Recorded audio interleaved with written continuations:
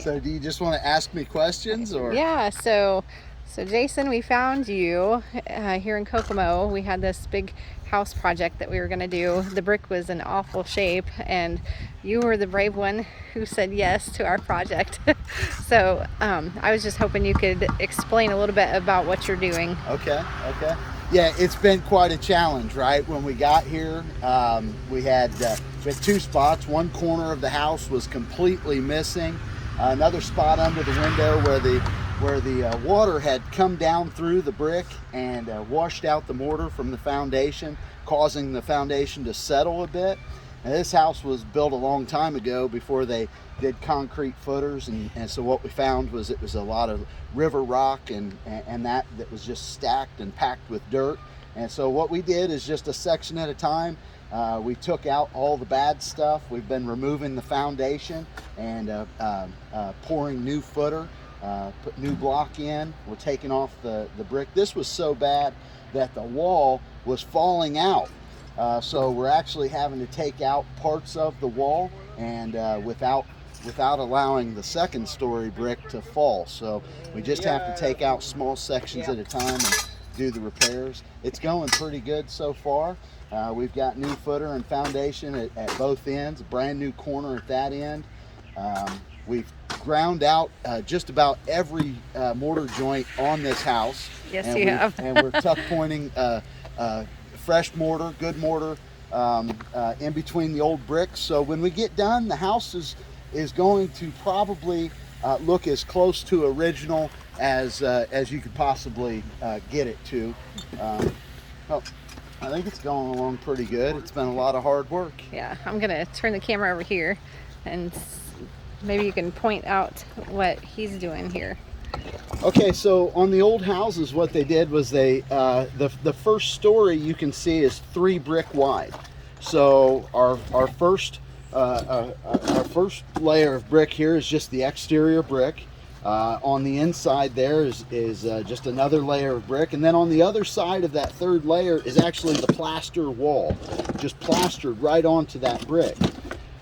So now when you get up to the second story, what that's going to do is we have 3 rows of brick that go up to the second story, and then assumably what's happening here is the second story floor joist rests on that first layer or 2 of the brick, and then it goes to 2 layers thick.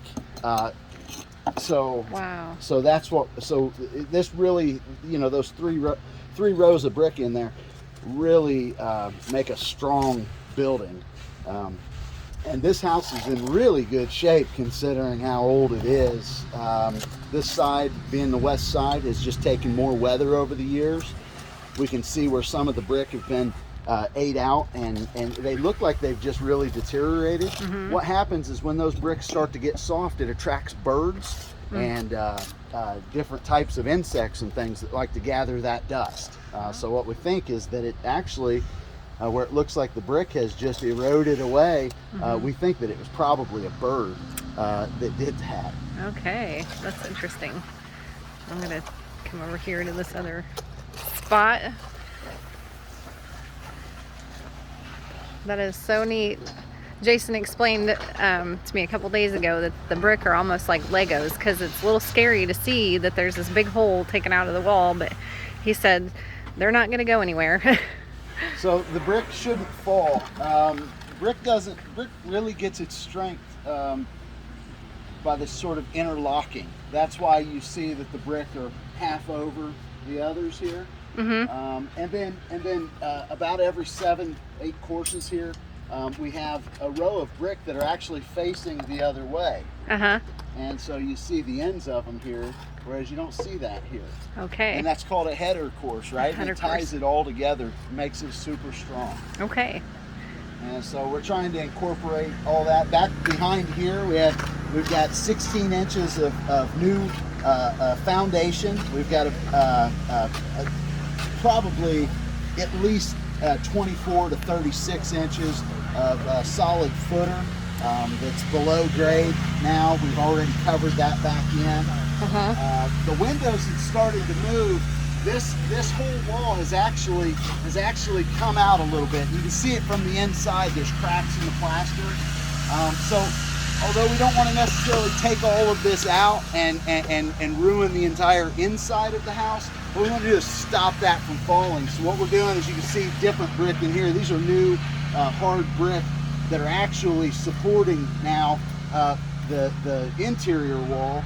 And then of course we're utilizing the old brick that we've taken off. Some of these were actually inside the wall and had never seen the light of day in over 100 years. Wow. So we're putting those back on the face so that everything looks as original as possible.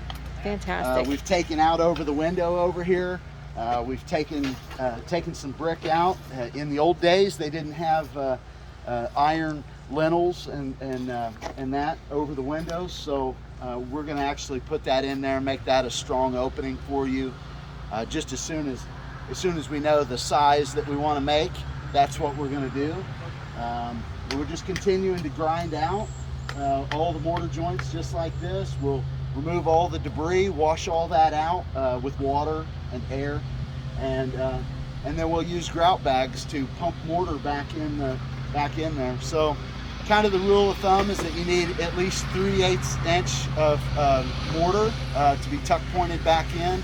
But this thing, so we're grinding back about as far as we can, the depth of the diamond blade, and we'll pump as much mortar as we can into the voids that you see and just make that as solid as we possibly can. Wow. And this house should stand for another 100 years. Great. With very little maintenance to the masonry. Wonderful. Hopefully. Yeah, hopefully. That's our goal. All right. Well, thank you, Jason. Okay, thank you.